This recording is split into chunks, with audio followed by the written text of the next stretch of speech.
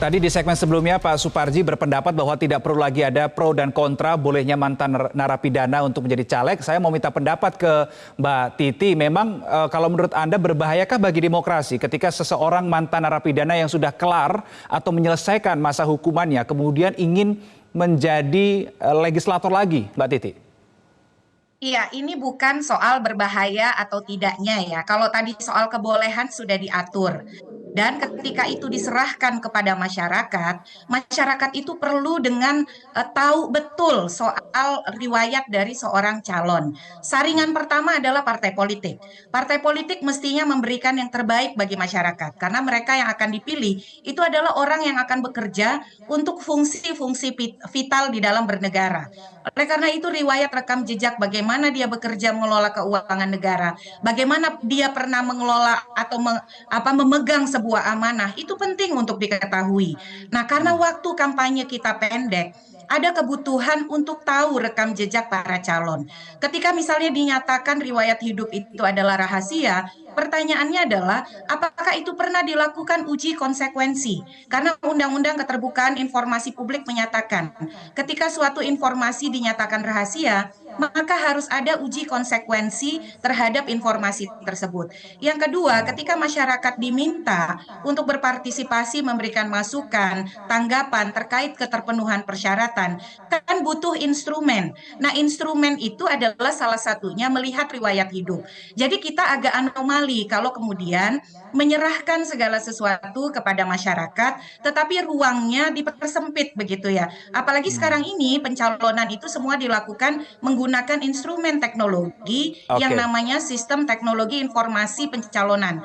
Sehingga mudah sekali untuk membuka informasi bukan hanya caleg mantan terpidana, tetapi yang menjadi salah satu catatan teman-teman dari masyarakat sipil terhadap semua caleg. Sehingga masyarakat Indonesia ketika diminta memberikan masukan tanggapan, itu punya instrumen yang kredibel, yang berasal dari KPU. Tapi kan baik. sayangnya itu tidak dibuka selama masa DCS kemarin. Termasuk juga soal mantan terpidana ini, Mas Reno, Ya. karena kita ingin mengecek, betul tidak masa jedanya itu sudah dipenuhi. Betul tidak misalnya syarat 5 tahun terbuka mengumumkan bukan pelaku berulang-ulang, itu sudah dipenuhi.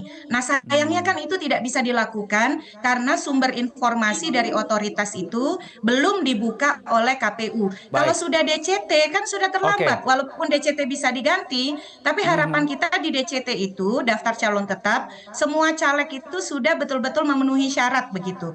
Bagaimanapun Oke. masyarakat perlu Baik, menimbang baik Mbak Titi. betul-betul dengan cermat.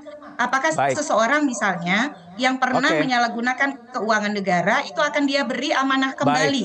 Oleh karena Oke. itu dia perlu informasi yang Baik. cukup, yang sahih, yang memadai untuk tahu Baik Mbak soal Titi. itu. Iya, ditahan dulu, nanti akan ada waktu lagi untuk Mbak Titi. Kita berbagi waktu ke Pak Suparji. Pak Suparji, apakah dengan ketatnya persyaratan bagi mantan napi untuk kembali menjadi caleg atau mencalonkan diri sebagai anggota legislatif, menurut Anda ini menjadi jalan tengah yang pas, win-win solution untuk menjamin hak mereka untuk dipilih?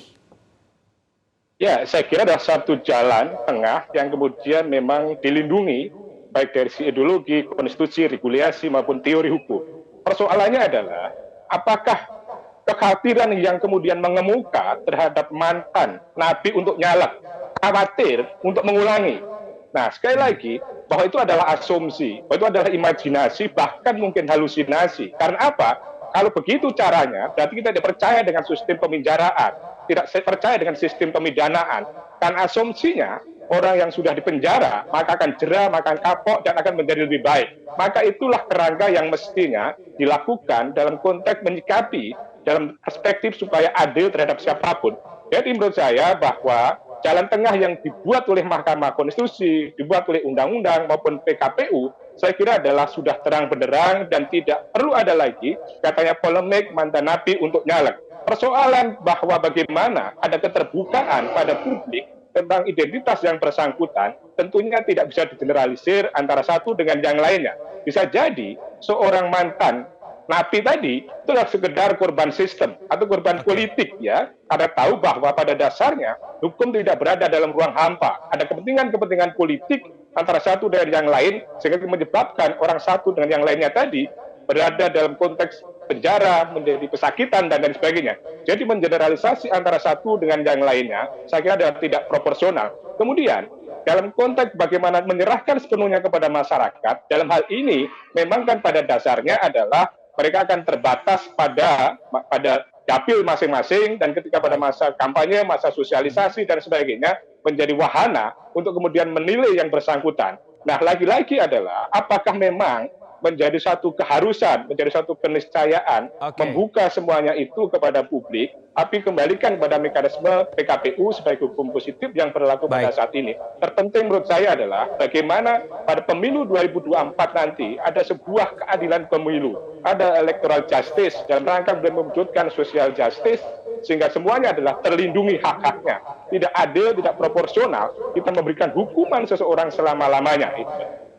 Oke, baik. Jadi menurut Pak Suparji, karena sudah mantan narapidana ini sudah selesai, sudah mendapatkan hukuman pidananya, dan sehingga di pesta demokrasi ini juga bisa membuka atau mendapatkan haknya lagi untuk dipilih. Dan kalau dari sisi Mbak Titi tadi yang diharapkan betul adalah bagaimana KPU bisa terang benderang membuka akses supaya publik bisa melihat dengan jelas, dengan terang bagaimana rekam jejak calon wakil yang akan mereka pilih nanti di tanggal 14 Februari 2024. Terima kasih Pak Suparji dan juga Mbak Titi untuk waktunya di Prime Time News malam hari ini. Selamat malam.